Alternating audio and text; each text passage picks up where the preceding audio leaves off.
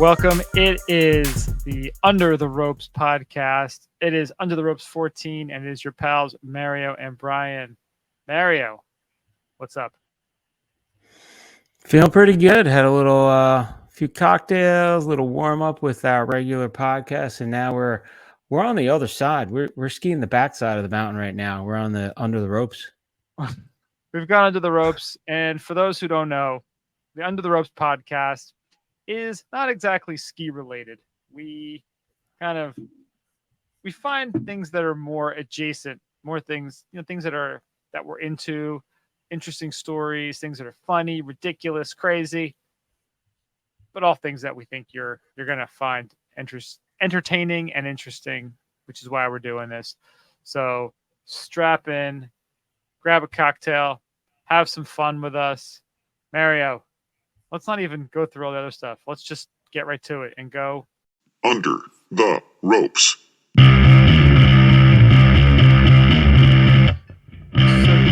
YouTuber cuts up a Tesla Model S Plaid to build track-ripping cyber kart exo car.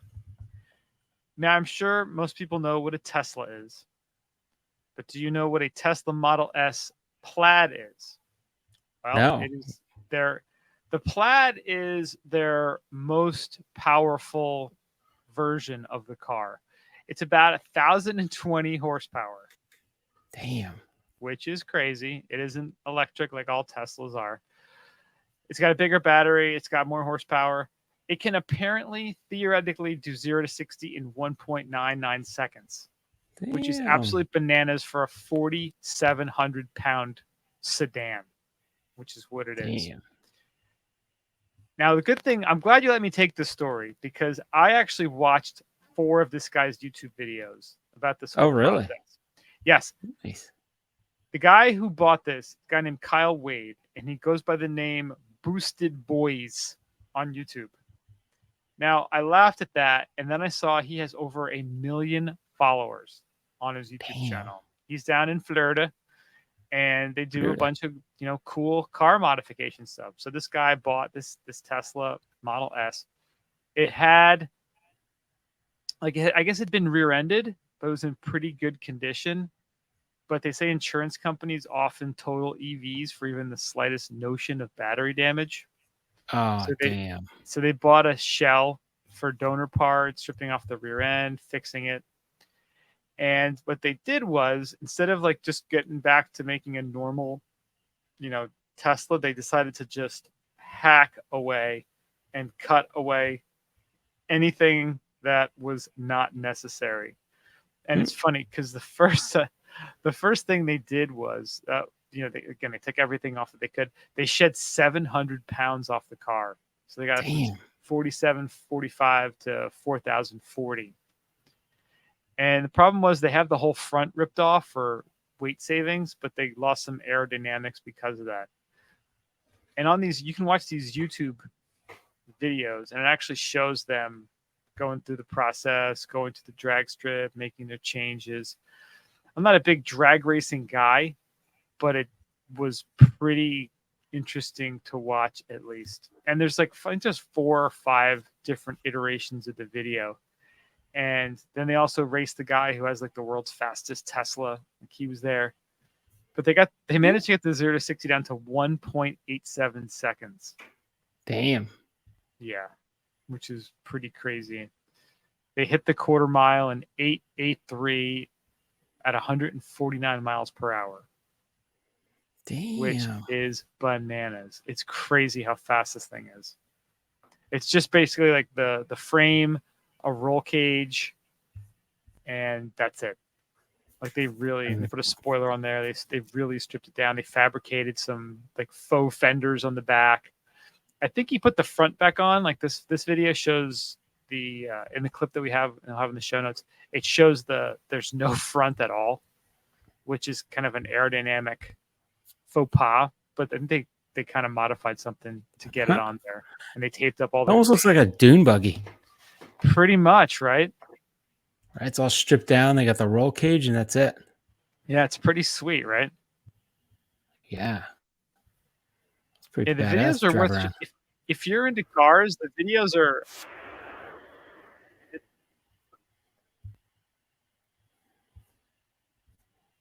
You know, and it's just so crazy seeing him, like the point of view camera with like no top or anything, him blazing down that, the drag strip at 150 miles an hour. That's got to be pretty cool. Yeah, it's pretty sweet. So yeah, I'd recommend checking it if you're into cars. It's entertaining. And I'll have the links in the show notes. Yeah, the link's there. And what would make him do that? Like, how much did they spend doing this? So they had the car. That was 60 grand. Original price 108. Yeah, They bought it that's for crazy. 60 grand. And then they hacked it up. Oh, look, they just put out a new video 2 hours ago. They built a whole new aerodynamic body for it. Oh, nice. And they call the car Eroy, and they actually are selling shirts of the car. Like, that's how you do it, man. That's like Jimmy Buffett. It's got to follow. Right there. Yeah. Eroy. Yeah, they built this. I'll send you the link in the our chat. But yeah, That's really cool. They built this, like, it looks ugly as hell. It looks so much better when it was like the exoskeleton car. But hey, I'm sure it made it even faster. I'll send you the link here. Eroy. That's what they're calling it. Eroy. But these guys, yeah, I guess they have make enough money off their YouTube channel. They have 1 million followers, 1.22 million now that they have subscribers, that they're able to buy these cars and modify them and bring them to the track and do their thing. It's freaking awesome. That's pretty awesome. We can't even give us keys, man. What the hell? I know. I can't even drive one of those. I can't even test drive it. They don't let me. I'm like, I'm sorry, sir. You have to, can you buzz me? No. Well, that's all right. We're good. We don't need anything. Pretty sure you won't be one of our clients. Won't even fucking buzz me in. Goddamn bastards. I love this guy's got the best racing suit. It looks like a pair of overalls with an American flag underneath. I think an American flag shirt. But it's actually a racing suit. It's like when Burton made the blue jean looking ski pants, snowboard pants. Yeah. It looked like the jacket looked like a flannel shirt and the pants looked like jeans. So yes, this legend continues what they're doing with Eroy. So that's pretty cool. Add one to their listenership. Subscribe and check out the journey. I wonder if those guys like were working on HingeBot, if it would still be around. Probably not. They'd make it go faster. No, maybe nobody could catch it then if they had a faster HitchBot. Be great, and then you drive to Philly, and that'll be it. I want to see those guys park it somewhere and see how long it lasts. Goddamn Philly. Goddamn Philly. Goddamn Philly. All right, we got a sad story here. Anchor Brewery in San Francisco is closing its doors after 127 years. It's funny. I remember loving this beer, and then it disappeared, and then it came back, and now they're closing. So over the past several months, there's been a lot of closures of numerous businesses in San Francisco, but nothing's hurt people more than this. So it's been a fixture in San Fran for over 100 years, and they're shutting down. So they're saying 27 years. 127 years. So they're saying, unlike a lot of the other businesses in San Francisco that are closing, this is one case where it's not primarily about crime, drugs, and homelessness. It was deeply hurt by the closure of bars and restaurants during the pandemic. So they were having so much trouble. They were having trouble before that, but after the pandemic, it sealed their fate. So local brewery, decent sized brewery, they had some distribution going, but just think about COVID, just the way they shut everything down. They just effed him in the A. So after 127 years, they had to announce in a press release that they've been facing challenging economic factors and declining sales since 2016. Extremely difficult decision that they reached after many months of careful evaluation, um, and they're going to have to cease operations. So they have roots back to the California gold rush. Isn't that crazy? That is insane. 127 years, that what it was, or 137 years? 127 years. Ugh. I mean, like if you've seen the videos, San Francisco is a bit of a mess. I mean, how do you keep a business open there where people can legitimately steal up to $1,000 worth of product and there's nothing you can do about it? Crazy. So they're saying, and I remember them. They did distribute Anchor beer around. I mean, I remember seeing it pop up, and I think they hopped up their distribution from, maybe pulled back a little. But they said a lot of their sales were centered in bars and tap rooms, which we know personally from talking to and knowing some of the creators of breweries, where that local business is how you get your start. And they kind of, I guess, went back to their grassroots, and they were centered in bars and tap rooms. And then the pandemic came, and with the shutdown, everything just kind of went to crap. They're like, they didn't even have, I guess, if you didn't have the distribution, going not just to bars, but out to grocery stores when the pandemic hit, I guess that's probably where you kind of got screwed, because now they shut down all the bars and restaurants for a while. So, oh, it's crazy.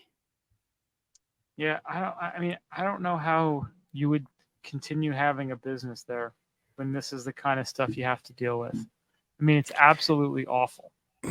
Well, the other thing they did was 2019 looks like they unionized. So that's also another nail in the coffin, unfortunately.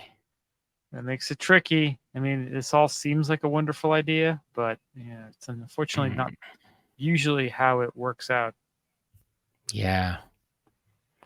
So it's sad to see that go. I remember Anchor Steam, well, they had the porter and they had the Anchor Steam beer, which was the regular one, right? Mm-hmm. Or was it all the Anchor Porter? Well, they had a bunch of different ones, I think. I thought they had I thought they did. Yeah, I confuse them with Sierra Nevada sometimes. I was thinking about that Celebration now, but that's definitely Sierra Nevada. I know they had a couple different ones. And I remember, I actually remember going to San Francisco and ordering an Anchor Steam at a local brewery there, or a local restaurant there. So yeah, it's a bummer. Declining sales since 2016. Yeah. Yeah, it's unfortunate, but again, if your city is crumbling and again people are stealing stuff and pooping in the street, I don't think a brewery is really your biggest concern. Yeah, there's just so much to that. It's like it's sad, right? Like, this is the world we live in, and it's just, I don't know. That whole thing with COVID and the shutdown, like, people don't realize how much that really hurt. Not just business, but like life in general, right? Yeah. And now we're still seeing the after effects. Like, how many small, and this is a big thing when you look at big cities. Like, we lived close to New York City, or lived close to city, and you go into New York City, and the only thing that's surviving are the big chains, because all the mom and pops are going out. And that was one of the classic, like, the gems around the city, where, oh, look at this little mom and pop restaurant, like a small business owned restaurant that was really cool, really good and unique. And now that stuff's all going. Yeah. It's really unfortunate, because that's pretty much the backbone of America is small business. Having the opportunity to create your own company and build it up into something, pass it down to your children, create a legacy. I mean, if we don't have that, I mean, it's not going to be as easy to achieve that quote unquote American dream. I mean, that's always been the opportunity that you've had to create that for you and your family. Yeah. Craziness. Yeah. Unfortunate. But On the flip side of that, how about Tilray, which is a global cannabis company? They have agreed to purchase several beer companies, craft beer companies, from Big Bad Anheuser-Busch InBev. I wonder what that is. Perhaps Anheuser-Busch InBev is in need of some money due to some poor marketing choices in the last few months. Yeah. So this deal was announced on Monday and is poised to make Tilray among the largest craft brewers in the U.S., which is bananas to think about, and position the company to become a leader in the cannabis beverage space. Wow. So they have agreed to buy Breckenridge Brewery, and they're also going to acquire Shock Top, Blue Point Brewing, 10 Barrel Brewing, Red Hook Brewery, Widmer Brothers Brewing, Square Mile Cider Company, and Highball Energy. Those will bolster its already robust portfolio that includes Sweetwater Brewing, Montauk Brewing, Alpine Beer Company, and Green Flash Brewing Company. According to the Brewers Association most recent figures, Tilray was the 9th largest craft brewer in the country. The company expects it will crack the top 5 once this deal goes through, something that is expected to take place later this year. Damn. They also That'll be own interesting the what happens with that, Distillery. right? What's that? So they get a distillery too. I wonder like how this is all going to play out in terms of like how it all gets, marketed and drawn into the fold and stuff. Like, I don't know. Yeah. So with the transaction, their beer business is expected to triple in size from 4 million cases to 12 million cases annually. That's what Ty Gilmore, the president of the U.S. Beer and Tilray brand, said in a statement. According to a filing with the U.S. Securities and Exchange Commission, Tilray is expected to pay AB InBev $85 million in cash for the portfolio. That doesn't seem like a whole lot. Yeah, right? it doesn't. Doesn't that seem for all those brands? Like that's a decent amount of breweries there. Yeah. So you got Breckenridge, Shock Top, Blue Point, 10 Barrel, Red Hook, Widmer, Square Mile, Highball. That's 8 different breweries. Wow. Definitely could not have afforded Jackson Hole Mountain Resort instead. So now, are they going to put cannabis in the beer? That's what I want to know. I think they're perhaps looking to do that. Well, they're talking about Breckenridge Distillery, and they're trying to look at different markets for bourbon and for our vodka, and they're selling beer. And they're also looking ahead to capitalize on future drug reform in the U.S., the non-alcoholic beer sector. Upon federal cannabis regulation, we expect to leverage our leadership position, wide distribution network, and portfolio of beloved beverage and wellness brands to include THC-based products and maximize all commercial opportunities. So yeah, in 2020, see now, one of them is Sweetwater, right? Yeah, it's the one they acquired in 2020. So whose think about flagship beer is called 420 Pale Ale. The 420, and it smells like cannabis. When you go to a place and they're pouring that, you're like, who is smoking? And it is the beer. It's just flaming with hops. Yep. Yeah, I haven't had one of those in a while, but yeah, I remember that being pretty tasty. Yeah. But it smells like cannabis when you when you pour one. Mm-hmm. Yeah, Sweetwater released Broken Coast Lager, so named for a medical and recreational cannabis purveyor, also owned by the parent company. More recently, it debuted a line of high ABV beers called Gummies. So there's a lot of crossover happening in the cannabis and beer industry. It's very surprising because everything you always see is consolidation of the big brands, consolidation being bought out by the bigger companies, and now, a little bit of the little guy getting his piece. Yeah, which is great. I will say, I'm glad that 10 Barrel Brewing is out from underneath InBev. because they're pray for Is Pow. that That's a delicious beer, and now I can go and buy it again. now you can get it? So were you boycotting? I never really drank any Anheuser-Busch beers anyway, so I can't really say I was boycotting. I just didn't buy them before, and I didn't buy them lately, so And now you can there you start go. then. Now I can Now they're start on the list. That's on good. the list. Yeah, very interesting. Well, you just bought a Cool. couple cases of Bud Light, right? Yeah. No. Dude, I was out somewhere. I forgot where it was, and it was a bunch of it was at the beach, and there was a group of people, and they were foreign. I forgot what language they were speaking, but they're visiting, and the one guy's going up and he's ordering beers, and he's like, give me 6 Bud Lights, and the guy next to him was like hitting. He's like, no, we don't drink that. So he switched Jeez. his order to like Miller or something like that. I was like, wow, look at that. People are taking this shit serious. But it was kind of funny. The guy was like, no, you can't order that. We got order those. And it was just kind of funny. Like that's people are actually going out of the way. They're like, fuck that. I don't want to drink it. I don't want to drink Bud Light. I mean, it's very crazy to care that much about Bud Light. And I mean, I heard someone talking about they get a baseball stadium. They have all the different beers, Miller Lite, Coors Light, whatever, $18 a pop. And they said Bud Lights were going for like $8, and people still weren't buying them. Still an empty line at the Bud Light. But you think about it, right? So if you think about tit for tat, right? So InBev and Anheuser-Busch went out and they said, we're going to do marketing geared towards a certain message, right? We want to promote this message, the social message. It's important to us. Great. You did what you wanted to do.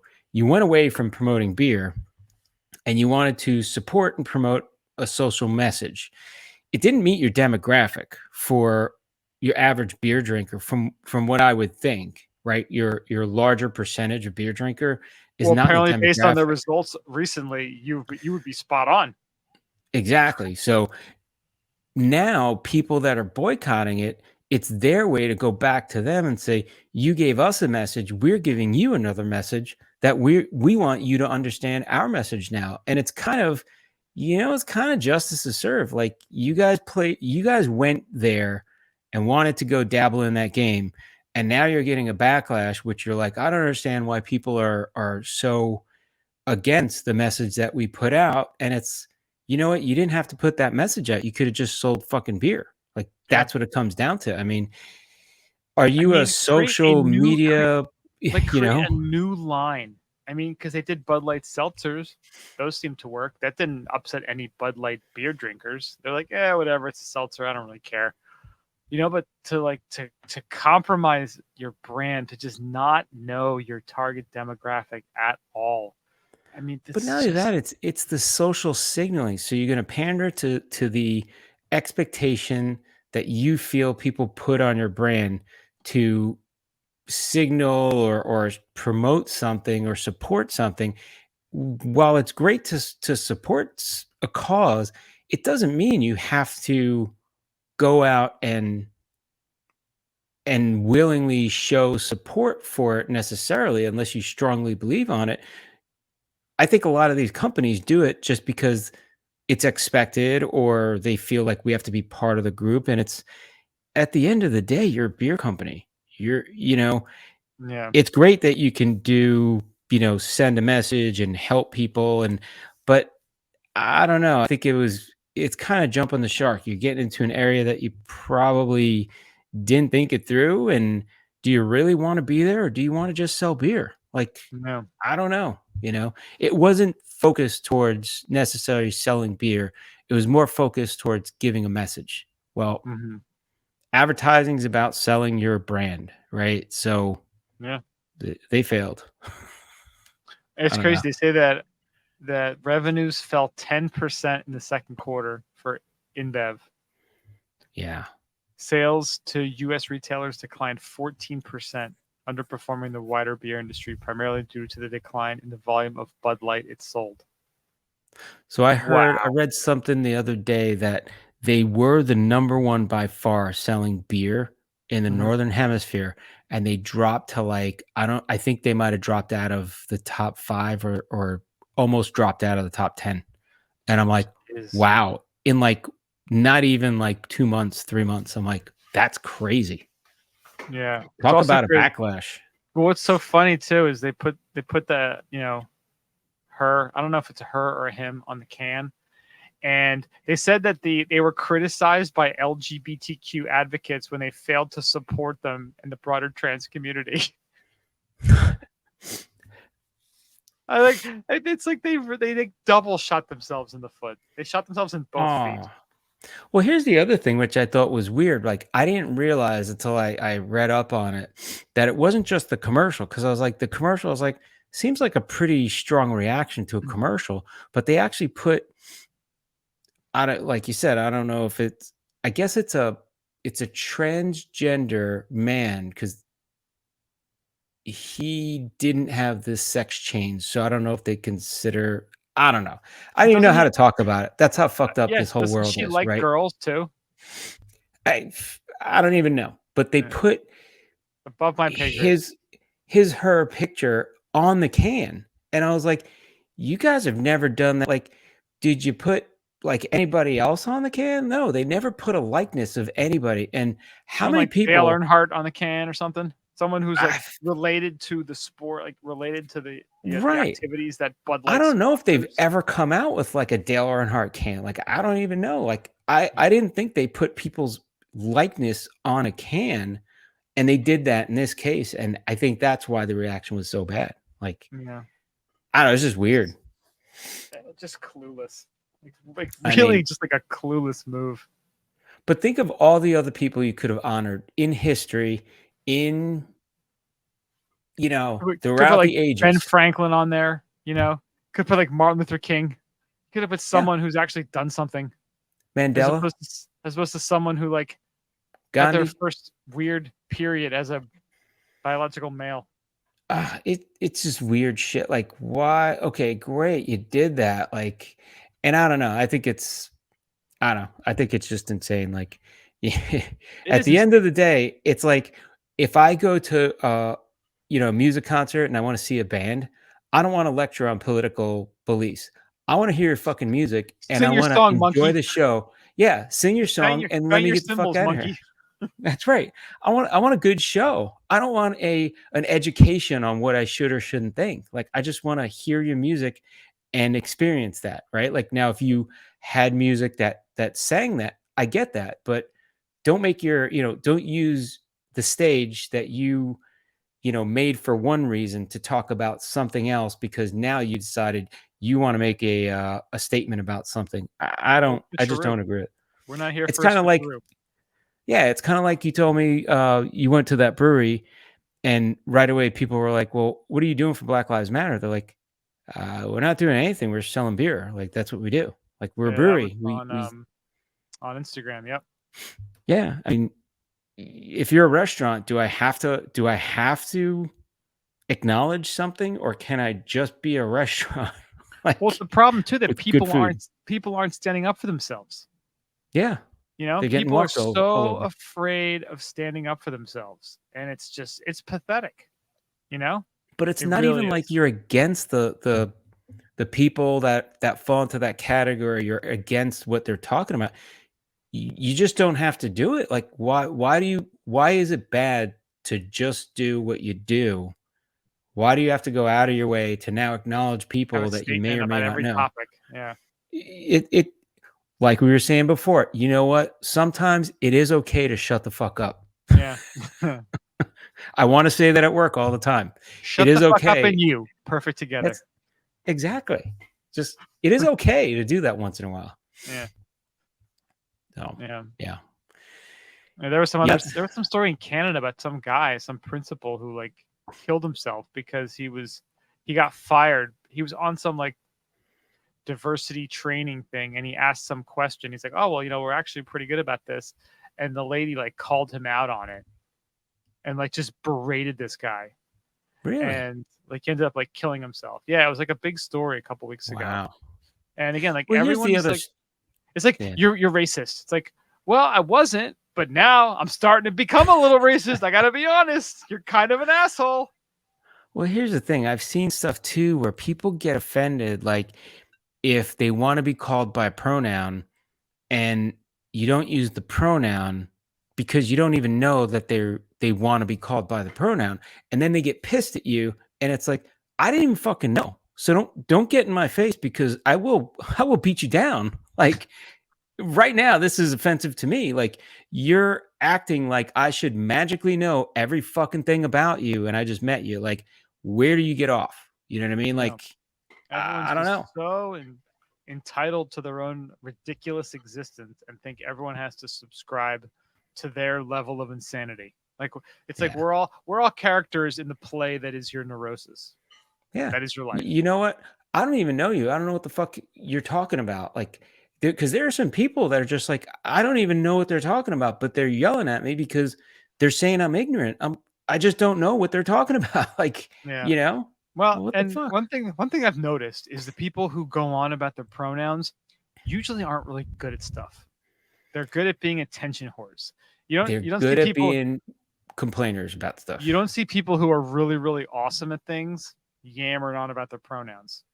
Just yammering now, that's away. just an anecdotal observation that I've made, but that's what I have noticed. People who suck at things and have a lot of time on their hands or no responsibility, they seem to be the ones who want to yammer on about pronouns, not people Well, who and are out that's there crushing it every second of the day. right. And it's a big deal they focus on. It's like you could focus on other stuff, you know. There's a lot of other stuff that we could be doing. Like, Because one thing and that's I don't one want thing that to, tends you to know, happen is that yeah. I don't know if you noticed, like in New Jersey, there's like a 4,000% uptick in kids who identify as non-binary. And you know Well, why? Because you have imagine your most awkward time in your life, like your tween to teen years, and you're uncomfortable and you hate your body and things are changing, you don't know what the fuck to do, and then all of a sudden you get this like, well, if you do this or you identify as this, you are amazing, you're special, and yeah. people see it as like a golden ticket to like Great. I become want to be special special and too. comfortable. Yeah, I want to be Course, right? special. Who doesn't want to be special? So they're Here's gonna your run to it. trophy. Yeah, You know? exactly. Mm-hmm. Yeah, it's just weird. I think it's messing things up in some way. Yeah, I don't know. I don't have the goddamn answer. You know, I'm just saying, if you were awesome at something, you probably wouldn't care so much about this. Yeah. That's like you walk up to somebody and say, "Hello, sir. How you doing?" And they go, "What the fuck you mean you call me sir? I like to be called she."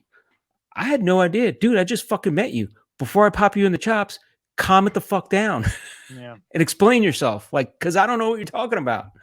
Yeah, it's I hear never you. like, hey You're man, saying a like lot of angry words at me. it's never like, hey man, I'd prefer to be called this. It's always like an angry response. Right. You know what? Give a little leeway, say, excuse me, I liked it.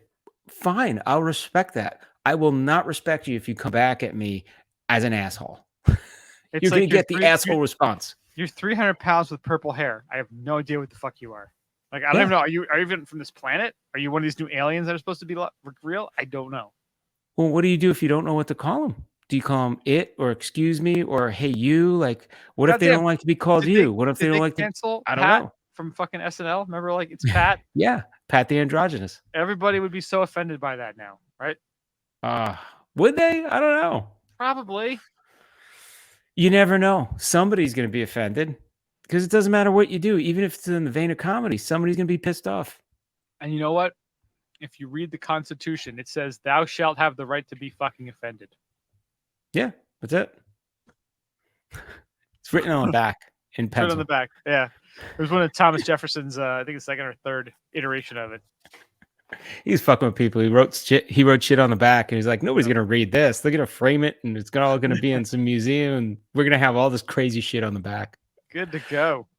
That'd be funny if you found out. Like, did you ever read the back of the Declaration of Independence? No, it has a whole bunch of shit on there that like people don't even know. Like, Yeah. It's like the B-side. No one listened to the B-side. Everyone just listened to the single. well, there was a book. It was a pretty well crafted book, and it was about shit.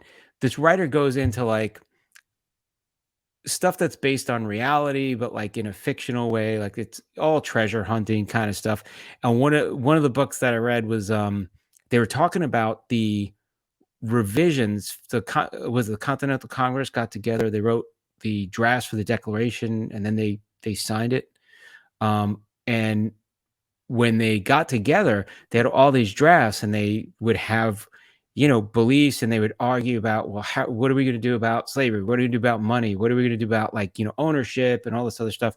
And it was one of the things was about, I think, black rights, and they were talking about one of the edits, because there are several edits for the Constitution that are out there that people have found, but then there's some lost ones that there were versions that are just have never been found. So this was one of them that came out, and they're like, somebody's asking, like, well, why is this so important? It's not the Declaration of Independence. It's not the Constitution, but what's so special about it? They're like, well, it showed the intent of the forefathers and the argument they had about certain topics. And I guess this was focusing on black rights. And it was kind of, you don't think about it, but you're like, oh yeah, that really tells a story about black rights or about firearms. You know what I mean? You're having a big political, that's what it was about firearms. You're having this big political argument about, what should we do with firearms? But now you go back to a draft of the forefathers, and they talk about what they were meaning, and you're seeing the drafts, and you kind of like to see that information is it's pretty interesting. It could change people's mindset, Kind of seeing do the work to get to the conclusion. Right. The wisdom process. involved in coming up with the final, right? Like, because you read the words and you're like, well, I think they meant that. And there's still some things that are kind of up to loose interpretation, Yeah. Mm-hmm.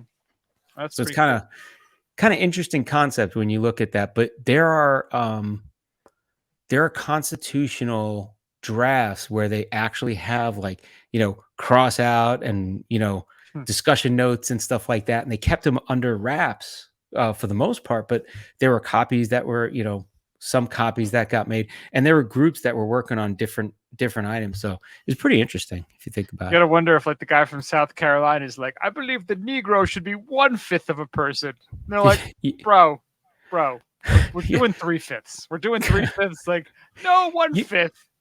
But they had that discussion. It's horrible as it sounds. Like, somebody was like, I don't believe we should do How this. about 3/4? Yes, I believe we should. Well, where can we negotiate? And what, like, do we have the right for a person? No, yeah. 3/5. That's as much as we're giving the Negro. Well, and you see the edit, and right to bear arms meant I could show my arms and not have to cover them up with sleeves. We totally misinterpreted that bad boy, right? Totally misinterpreted that. Well, that's actually a perfect goddamn segue.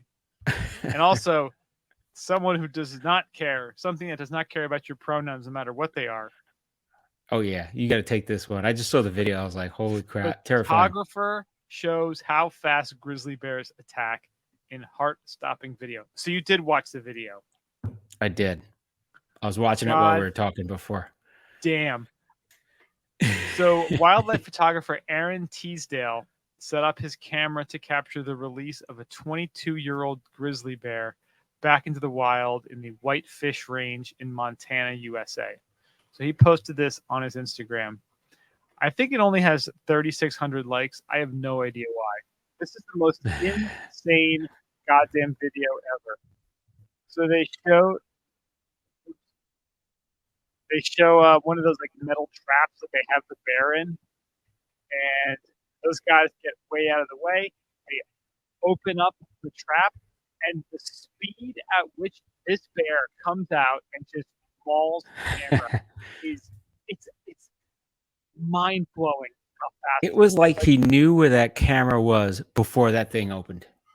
Oh my god! The rest of the video, and the longest part of the video is the door actually going up. Yeah.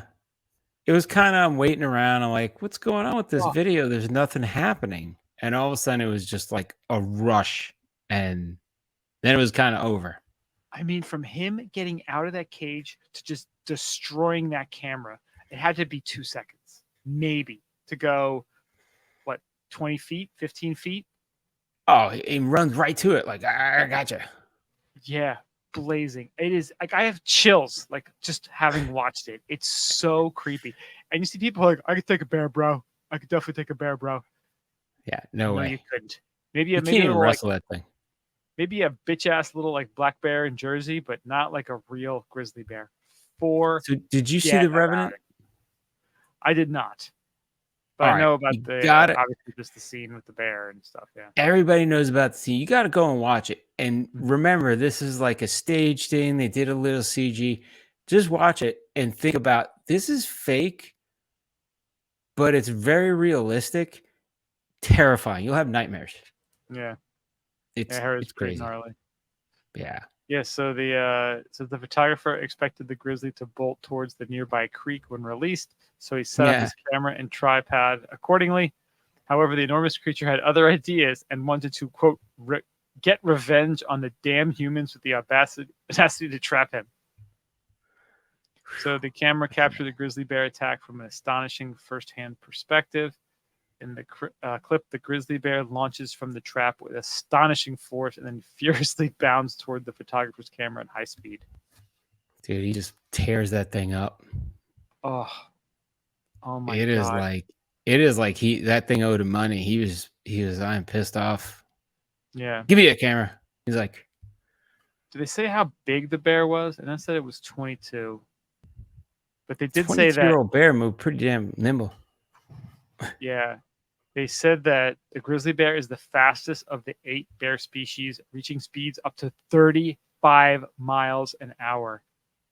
Damn. Oh, It was my pretty God. rapid, I gotta say. Like, I'd be thinking, hey, we could open this up and run away. Yeah, there's no way. You're dead. Because that thing's pissed off and he's coming out. Like, you're dead. You're just dead. I say that 1 in 17 Americans think they could beat a grizzly bear in hand-to-claw combat. I want to see that. Like, this is bros versus Joe.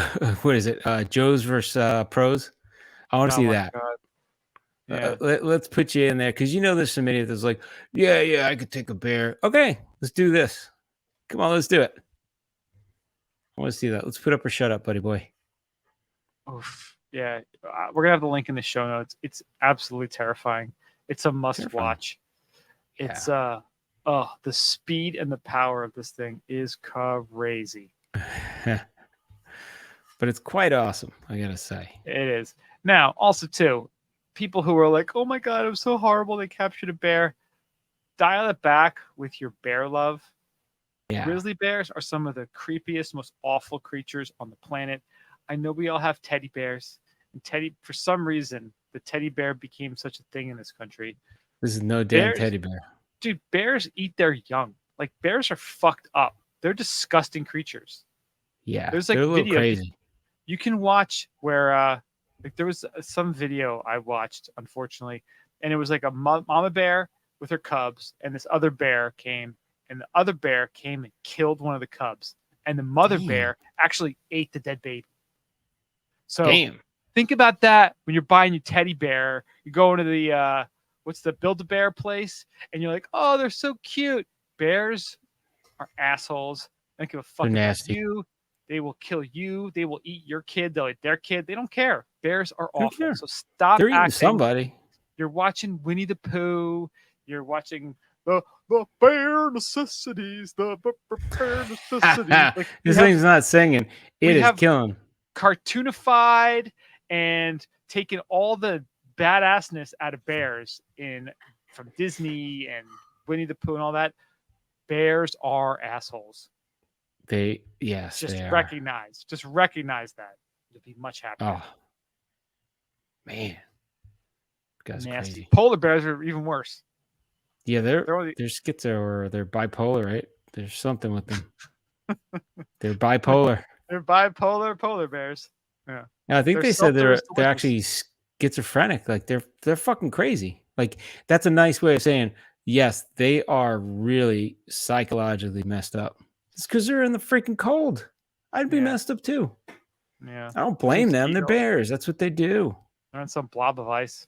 Hoping to I find blame a the people for going too close to them. Be like, oh, but the bear's so cute. It's like the idiots that are like, I want to go hang. Like there was a guy. What was it? It was in Yellowstone, and he was helping a buffalo that was stuck in a stream, and he actually helped a baby buffalo, get up out of the stream.